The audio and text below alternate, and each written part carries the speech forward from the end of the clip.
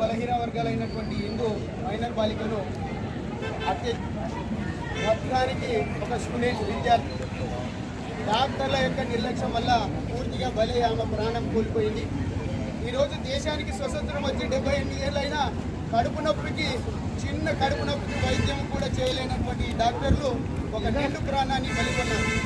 మరి అటువంటి డాక్టర్లు మనకు అవసరమా? మరి ఈరోజు ఈ హిందూ అనే అమ్మాయి గత 2 రోజుల కింద ఇక్కడ అడ్మిట్ అయ్యి ఆపరేషన్ విజయవంతమైందన్న తర్వాత ఒక 1 అవర్ తర్వాత ఇలాంటి డ్రామా కావడము మనము వాళ్ళ యొక్క నిర్లక్ష్యానికి వాళ్ళ యొక్క మరి అసత్వమైనటువంటి వాళ్ళ సమాధానానికి ఇదే నిదర్శనం. ఈరోజు పొద్దుగాల సూపరింటెండెంట్ మేడం ఏం చెప్పిందంటే 9 గంటలకు మా సగర్లు బంధువులందరూ రావడం, ఆమెకు బ్లడ్ తక్కువ ఉందట.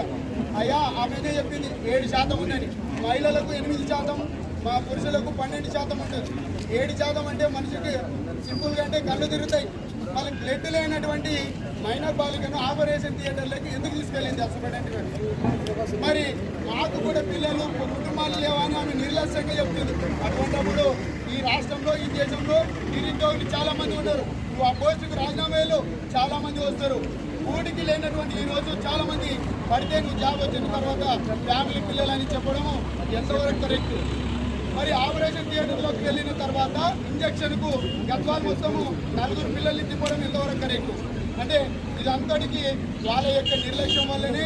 కాబట్టి మా సగర ముందు బిడ్డకు న్యాయం జరిగేదాకా మా సగర ఉబ్బర బంధువులందరూ కూడా ఇక్కడ నుంచి కదిలేదు. ఈ జోగులాంబ జిల్లాకు హెడ్ అయినటువంటి నేరుగా జిల్లా కలెక్టర్ వచ్చి మాకు ఇక్కడ సమాధానం చెప్పాలి. అప్పటి వరకు మీరందరూ కూడా సహకరించాలని మేము కూడా భారతీయ జనతా పార్టీ తరఫున ఆ బాధిత కుటుంబానికి న్యాయం జరిగేదాకా మద్దతు తెలుపుతామని ఈ సభాముఖంగా తెలియజేస్తూ ముగిస్తున్నాను.